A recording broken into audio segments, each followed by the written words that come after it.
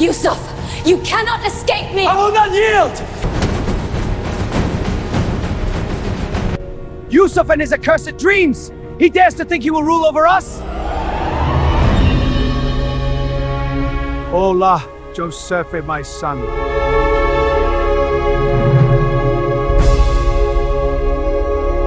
With this ring, I make you vizier.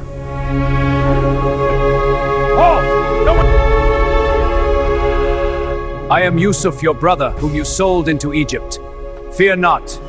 You meant evil against me, but God meant it for good. Hello, believers. Today we travel back nearly 4,000 years to the ancient lands of Canaan and Egypt. This is the story of Prophet Yusuf, a man so incredibly handsome and wise that his story is called the best of stories in the Quran. He is the son of Prophet Yaqub, who is also known as Israel. In today's world, this story takes place around modern-day Palestine and Egypt. Yusuf is famous for his patience, his ability to understand dreams, and his stunning beauty that literally made people stop in their tracks. Imagine a sun-drenched valley where a father's love accidentally sparks a fire of jealousy so hot it could melt stone. You probably wouldn't survive being thrown into a pitch-black well by your own family, but for Yusuf, this is just the beginning. So before you get comfortable, take a moment to like the video and subscribe Journey with Prophet, but only if you genuinely enjoy what I do here. Let me know in which city from you are watching this and what time is there now. Do type in comments section below. Now wear your headset to properly enjoy the story. Yusuf lives in the land of Canaan with his father, Prophet Yaqub, and his many brothers. He is a gentle boy, blessed with a face that shines like the moon. One morning, he runs to his father with a look of wonder. He tells Yaqub that he saw 11 stars, the sun and the moon, all bowing down to him in a dream. Yaqub, being a wise prophet himself, understands immediately that this is a sign from Allah. He knows Yusuf is destined for greatness. He tells the boy to keep this dream a secret from his brothers, fearing their reaction. The brothers already feel left out. They see how much Yaqub loves Yusuf and his younger brother Binyamin. In their eyes, Yusuf is the favorite, and it eats at their hearts. They start to whisper in the corners of their tents. They believe that if Yusuf is gone, their father's love will finally belong only to them. This is a very dangerous way of thinking, but they let their anger grow until it turns into a dark plan. One day, the brothers ask Yaqub if they can take Yusuf out to play and run in the fields. At first, Yaqub is worried. He fears that a wolf might attack the boy while they are distracted, but the brothers promise to protect him, claiming they are a strong group of men. Eventually, the father gives in. He watches them walk away, not knowing the tragedy that is about to unfold. Once they are far from home, the brothers turn on Yusuf. They do not kill him, but they decide to throw him into a deep, dark well. Imagine the cold, damp walls and the terrifying silence at the bottom of that pit. Yusuf is just a young boy, alone and abandoned by his own blood. The brothers take his shirt, soak it in the blood of a goat, and go back to their father. They cry fake tears and tell Yaqub that a wolf ate Yusuf. Yaqub is heartbroken, but deep down his heart tells him Yusuf is still alive. Meanwhile, a group of traders called a caravan stops by the well to get water.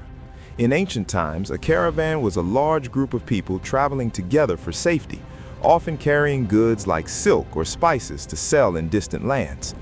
One of the men drops his bucket down, and to his surprise, out comes a beautiful young boy. They decide to take him to Egypt to sell him. Yusuf is taken from his home and sold for a few pieces of silver in the busy markets of Egypt. He ends up in the house of a very powerful man named the Aziz, who is the chief minister of the land. Even though he's a slave, Yusuf is treated well because of his honesty and his noble character. Yusuf is now a young man living in the grand palace of the Aziz in Egypt. Egypt back then was a land of massive stone temples, golden sands, and the life-giving Nile River. The Aziz is a very important man, almost like a prime minister who manages the country's money and laws. This position is historically known as a vizier, and they were the most powerful people in the land after the king himself. As Yusuf grows, he becomes more and more beautiful, so beautiful that it is hard for people to even look at him without feeling amazed. But it isn't just his face that is special, it is his heart.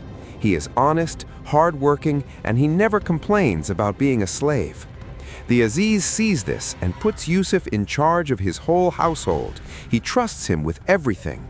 It seems like life is finally getting better for the boy who was once left in a pit. However, a new test comes. The wife of the Aziz, a woman named Zulaikha, becomes obsessed with Yusuf. She sees his kindness and his incredible looks every day, and she wants him to be with her in a way that is wrong. One day, she waits until the house is empty and locks all the doors. She tells him to come to her. This is a terrifying moment. Yusuf is a servant, and she is a powerful noblewoman. He could easily be punished for saying no. But Yusuf remembers his faith in Allah and the kindness of his master, who treated him like a son. He says no and runs toward the door to escape. As he is running away, she grabs his shirt from behind and tears it right down the middle. Just as he reaches the door, the Aziz walks in. Zulaikha immediately tries to blame Yusuf, claiming he tried to hurt her.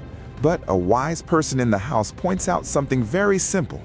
If the shirt is torn from the front, Yusuf is lying. But if it is torn from the back, it means he was running away and she was the one chasing him. The shirt is torn from the back. Yusuf is innocent. The news of this scandal spreads through the city like a wildfire. The noblewomen of Egypt start making fun of Zulaikha for falling in love with a slave boy. To show them why she couldn't help herself, she invites them to a grand banquet. She gives each of them a sharp knife and a piece of fruit to peel. Then she tells Yusuf to walk into the room. When the women see Yusuf, they are so distracted by his heavenly beauty that they don't even feel the knives cutting into their own hands. They are in a trance, saying that he cannot be a human, but must be a noble angel. This shows just how much power Yusuf's presence had. Even after his innocence is proven, the leaders decide to put Yusuf in prison anyway. They do this just to stop the gossip and protect their own reputation. It seems so unfair, doesn't it? Remember the dark well he was thrown into by his brothers? Now he is in a dark prison cell. But even in the shadows of the dungeon, Yusuf does not lose hope. He becomes a light for the other prisoners, helping them and teaching them about the one true God. While in prison, Yusuf meets two men who used to work for the king. One was a cupbearer who served the king drinks, and the other was a baker. Both men have strange dreams on the same night and ask Yusuf to explain what they mean. In ancient Egypt, dreams were taken very seriously. People believed they were messages from the divine or warnings about the future. This was a mainstream historical fact. The Egyptians even had dream books to help them understand these visions. Yusuf tells the men the truth. The cupbearer will be released and returned to his job, but the baker will be executed. Yusuf asks the cupbearer to mention his name to the king when he is free. But once the man is back in the palace, he forgets all about the kind prisoner. Yusuf remains in that cell for several more years, waiting for the right moment. He stays patient, knowing that his journey is not over yet. Yusuf remains in that dark, quiet prison for several more years. Even though the cupbearer forgot him, Allah does not. One night, the king of Egypt has a dream that leaves him shaking with fear. He sees 7 fat, healthy cows coming up out of the Nile River, followed by 7 skinny, skeletal cows. Then the skinny cows swallow the fat cows whole. He also sees 7 green, healthy ears of grain being swallowed by 7 dry, shriveled ones. The king wakes up sweating and calls for all his magicians and wise men. In ancient Egypt, the king was considered a living god, and his dreams were seen as messages for the entire nation. But none of his experts can explain it. They tell him it is just a jumbled dream and means nothing. This is when the cupbearer finally remembers the man from the prison who could see the truth in dreams. He tells the king about Yusuf and his incredible gift. The king sends for Yusuf immediately. After years in the shadows, Yusuf is brought into the bright light of the royal court. He doesn't ask for money or for his freedom first. He simply explains the dream.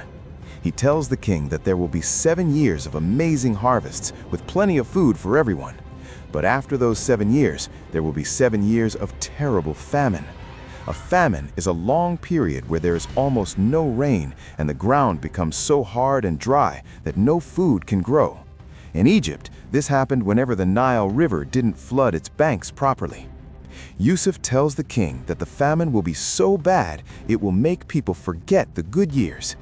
He advises the king to find a wise man to store all the extra grain during the good years so the people won't starve when the dry years arrive.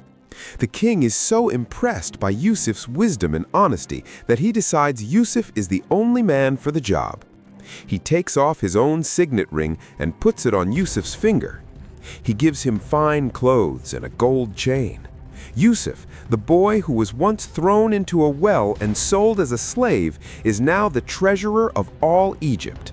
He is the man in charge of the food and the money. This position was very important because it meant Yusuf had the power to save lives. He travels across the land, building massive granaries. A granary is like a giant stone warehouse used to keep grain safe from bugs and moisture so it can last for many years. This was a mainstream historical fact in ancient Egypt. They were experts at building these storage centers to survive the unpredictable nature of the Nile. The 7 years of plenty arrive just as Yusuf predicted. The fields are full of gold and wheat, and the people are happy. Yusuf works hard, making sure every extra grain is collected and stored safely. He doesn't live a life of luxury and laziness. He prepares for the coming storm. Then the weather changes. The rain stops falling in the mountains, the Nile stays low, and the ground cracks under the hot sun. The famine begins, and it isn't just in Egypt. People in all the surrounding lands, including Canaan, where Yusuf's family lives, start to run out of food. Because Yusuf was so prepared, Egypt is the only place that has grain to sell. People from all over the world start traveling to Egypt to buy food so their families can survive. One day, while Yusuf is overseeing the sale of grain, a group of 10 men arrives from Canaan. They bow low before him, showing him great respect. Yusuf recognizes them instantly. They are the same brothers who threw him into the well all those years ago. They have no idea who he is because he is now a powerful, grown man dressed in the royal robes of an Egyptian leader. They only see a high official who holds the power of life and death over them. Yusuf remembers his dream from when he was a boy about the stars bowing down to him. It is all coming true. But instead of being angry or revealing himself right away, he decides to test them to see if they have changed their ways. He wants to know if they are the same jealous men who broke their father's heart. Yusuf looks at his brothers and sees the men who once tried to destroy him, but he does not feel a drop of hatred. Instead, he speaks to them through a translator to keep his identity a secret. He accuses them of being spies to see how they will react. The brothers are terrified and start explaining their family history. They mention they have an old father and a younger brother at home named Benjamin. Yusuf tells them that if they want more grain, they must bring this younger brother to Egypt next time. He even hides their money back in their bags so they will have a reason to return. When the brothers get home and tell Yaqub, the old prophet is deeply worried. He has already lost Yusuf. He cannot bear to lose Benjamin too. But eventually, the hunger of the famine becomes too much, and he allows them to take the boy, making them swear a holy oath to protect him. When the brothers return to Egypt with Benjamin, Yosef is overjoyed to see his full brother. He pulls Benjamin aside and whispers the truth. "I am your brother Yosef." To keep Benjamin with him, Yosef hides a royal golden cup in Benjamin's luggage. When the caravan tries to leave, the king's guards stop them and search the bags. They find the cup, and according to the law the brothers agreed to, the one who stole it must stay as a slave. The brothers are devastated. They know this will kill their father. This is the moment where we see how much they have changed. Instead of being jealous, they beg Yosef to take one of them instead of Benjamin. They talk about their father's broken heart and his years of crying. Seeing their genuine regret, Yosef can no longer keep the secret. He asks them if they remember what they did to their brother Yosef long ago. The brothers freeze in shock. Yusuf reveals his face and says, "I am Yusuf, and this is my brother." They fall to their knees, terrified that he will execute them for their crimes. But Yusuf, showing the true heart of a believer, says, "There is no blame on you today. May Allah forgive you." He gives them his shirt and tells them to go back home and wipe it over their father's eyes. He knows that his father has gone blind from the years of weeping over him. As soon as the brothers leave Egypt, hundreds of miles away in Canaan, Yaqub stops and says he can smell the scent of Yusuf on the wind. When the shirt reaches him, he wipes it over his eyes, and by a miracle from Allah, his sight is fully restored. The whole family then travels to Egypt for a grand reunion. When they arrive at the palace, Yusuf seats his father and mother on the high throne. His parents and all 11 brothers bow down before him in respect. Yusuf looks at his father and says, "Father, this is the fulfillment of my dream from long ago." The dream of the stars, the sun, and the moon had finally come true, but not in a way of pride. It was a way of showing how Allah's plan is always perfect. This period in history, where people from the Levant moved into Egypt and rose to high ranks, matches what historians call the Hyksos period. During this time, Semitic people, those from the same region as Yusuf, actually held significant power in the Egyptian government. It is a fascinating historical fact that confirms how the environment of the time allowed a person like Yusuf to reach such a high status. As we leave the golden sands of Egypt and the halls of the royal palace, take a deep breath and feel the peace that comes with a story well told.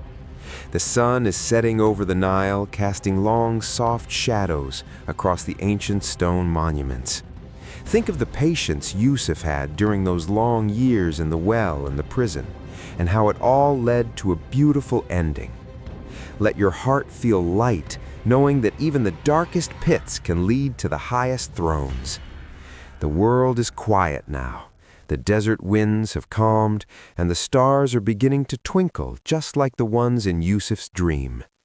Rest your mind and let the lessons of patience and mercy settle deep within you as you drift into a calm and heavy sleep. You are safe, you are peaceful,